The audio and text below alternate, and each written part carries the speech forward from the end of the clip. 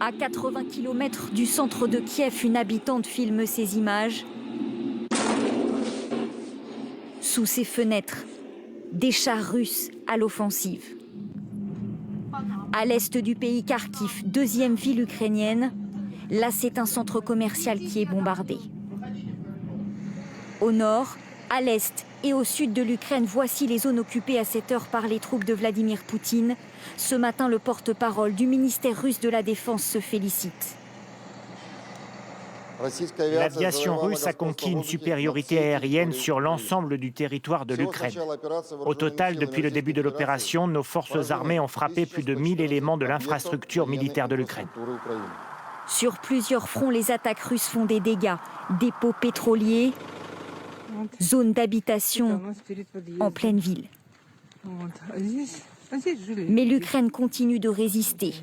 Au sud de la capitale, ces réservistes ukrainiens se tiennent prêts à riposter. La situation n'est pas la même partout. Il y a des endroits c'est pire, des endroits c'est mieux. Par exemple, ici, le dépôt pétrolier de la ville d'à côté a été bombardé cette nuit. Et tout près d'ici, ce sont des attaques ponctuelles. À 40 km de là, dans ce centre culturel, des civils font des provisions. Certains se disent prêts à s'engager pour leur pays.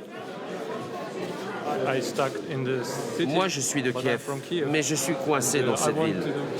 Je veux être utile et je veux faire quelque chose pour aider mon pays à se défendre contre l'agression russe. Au 5e jour de l'offensive russe sur l'Ukraine, le sort du pays est suspendu à l'issue des négociations en cours.